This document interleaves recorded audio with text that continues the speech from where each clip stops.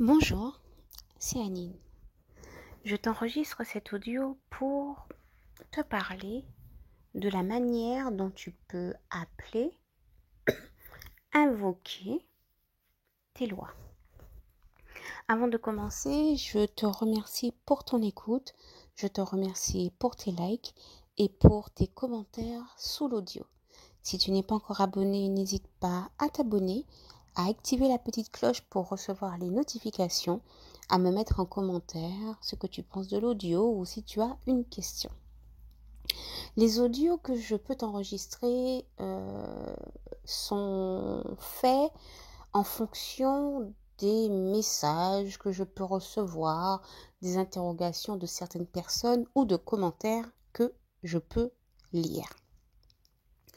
Comment peux-tu appeler tes lois? Un commentaire disait que il y avait des lois qui ne recevaient pas d'ordre, qu'il y avait des lois qui te chevauchaient à n'importe quel moment. Bon, je n'ai pas partagé ce commentaire car ce n'est pas ma résonance. Néanmoins, je respecte le mode de fonctionnement de la personne. Comment tu peux appeler tes lois?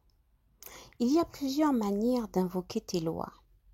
Souvent, tu peux aller chez une mambo ou un ougan et tu l'entendras chanter, chanter, chanter pour appeler le loi. Ceci va correspondre à son rite, à son langage. Il passe par ce processus pour que le loi arrive à lui. Mais si tu n'es pas mambo, que tu n'es pas ougan, il y a aussi des techniques pour appeler tes lois. Les lois ne sont pas que pour les mambos et les ougans. Il faut savoir que pour appeler tes lois, énergétiquement, ton corps doit être sensible. Quand ton énergie, quand ton corps est comblé, que ton esprit est comblé, qu'il est bien équilibré et installé pour ton loi, à ce moment-là, tu peux l'appeler. N'oublie pas que c'est ton esprit qui emmène ton corps. Si ton esprit n'a pas d'esprit, il n'avance pas. Si ton corps est comblé, si ton corps est équilibré, il est disposé pour accueillir l'énergie. Donc, comment ton corps peut être comblé pour appeler ton loi? Dans le culte, il y a un ensemble de chants qui sont disponibles. Ces chants qui peuvent t'aider à appeler tes lois. Donc, si ton loi te vibre quand tu te sens seul ou que tu n'es dans aucun bruit, alors il faut que tu l'interpelles ainsi. Tu peux être posé, tu peux être quelque part où personne ne te parle, et là tu peux sentir que l'énergie te comble. Donc quand tu souhaites l'appeler, tu l'appelles comme cela. Il faut apprendre à te connaître et à être à l'écoute de ton ressenti. Tu te mets disposé, tu te mets en mesure, tu te mets seul et au fond de toi, tu demandes la présence de l'énergie. Et l'énergie doit avoir un total accès pour venir. Si tu vois que c'est quand tu chantes que tu sens que l'énergie arrive, approche, alors chante. Il y a des personnes qui disent qu'ils n'ont jamais de loi. Ils te disent aussi qu'à chaque fois qu'ils chantent, ils sentent que leurs cheveux se dressent sur leur tête. Ils sentent quelque chose qui bouge sur leurs jambes. Et bien là, l'énergie est en train de te combler. Alors c'est à toi d'ouvrir la porte énergétique pour laisser l'énergie passer. on peut entendre parler des chakras. Les 7 chakras principaux, parce qu'il y en a plus, lorsqu'ils sont totalement équilibrés, lorsqu'ils sont alignés, permet à l'énergie de te combler. Quand l'énergie sont dans l'invisible, quand l'énergie est dans l'invisible, pour te rejoindre dans le visible, c'est à toi de lui donner un laisser-passer. Si tu ne lui donnes pas de laisser-passer, il n'entrera pas dans ton corps physique. Ce que je te parle ici, je te parle d'expérience. Je te parle de ce que je vis, j'ai vécu, que j'observe. Chaque personne a son expérience personnelle. Les audios que je te laisse te permettent de te faire ta propre idée et de tirer tes propres expériences. Mon expérience n'est pas universelle, c'est mon expérience. Mais ça te permet d'avoir un éclairage.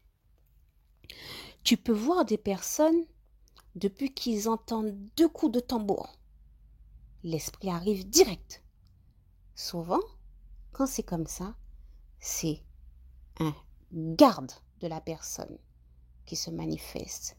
C'est le garde souvent de la personne depuis que le tambour bat, n'importe quelle petite vibration, le loi monte. Il y a des personnes qui sont tellement sensibles que parfois, ça peut ne pas être le garde. C'est le loi de la famille, de sa famille, qui monte. Mais généralement, lorsque la vibration est intense, c'est souvent le garde de la personne. Tu as des personnes qui ont une réclamation avec un loi. Du coup, pareil, l'énergie va monter vite quand cette personne a une réclamation avec ce loi. Pour que le loi puisse faire voir qu'il est là. Jusqu'à ce que la personne va répondre à ce loi. Pour appeler les lois, tu peux le faire en chant. Tu peux le faire si tu préfères quand tu es seul.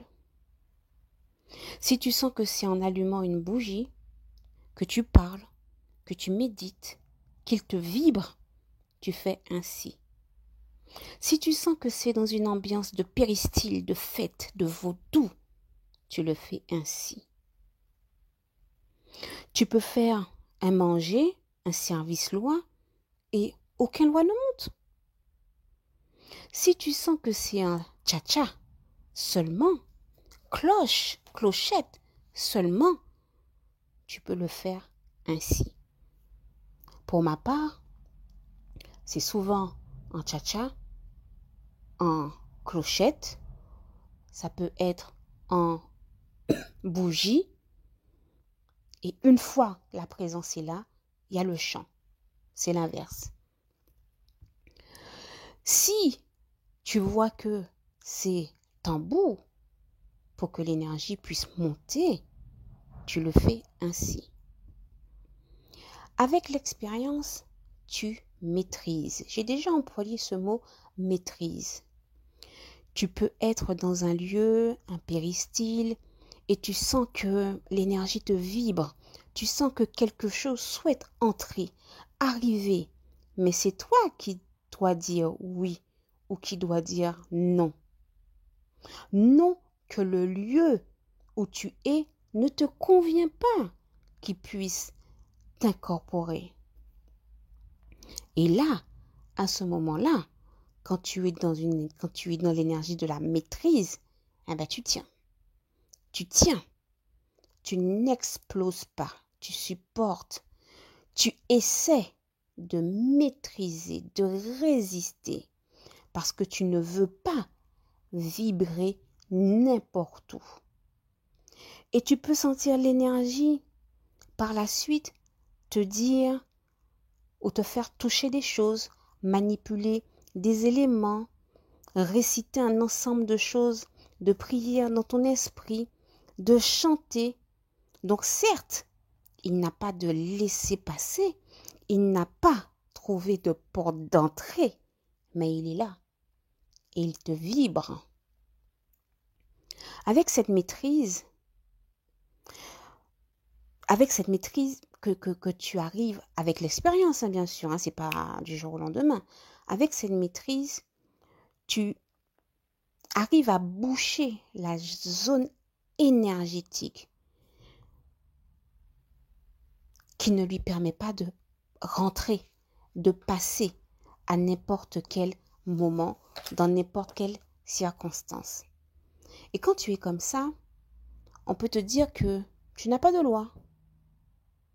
Parce que pour que la vibration puisse monter dans ta tête, tu dois être sensible. Tu dois être sensible pour laisser traverser l'énergie. Si tu souhaites que l'énergie, que le loi monte dans ta tête, tu dois te mettre sensible. Si tu ne te mets pas sensible, il ne trouvera pas de porte d'entrée. Il ne trouvera pas le passage. C'est ce qui fait que tu dois être très, très, très sensible, très, très équilibré. Quand tu sens que la vibration est à tes côtés et que tu te mets en mesure d'accepter avant que tu ressentes. Il y a un travail qui se fait d'acceptation. Accepter ce qui va te traverser. Accepter ce qui va sortir de tes pieds et monter jusqu'à ta tête, ou sortir de ta tête et descendre jusqu'à tes pieds. Si tu ne te mets pas en mesure, tu diras que tu n'as pas de loi, que les lois ne montent pas dans ta tête. C'est une maîtrise. Il n'y a rien dans la spiritualité qui ne se maîtrise pas. Cette maîtrise, cette expérience nécessite du temps, de l'apprentissage, de la connaissance. Si tu sautes d'un coup dedans, les deux pieds en même temps, tu vas échouer.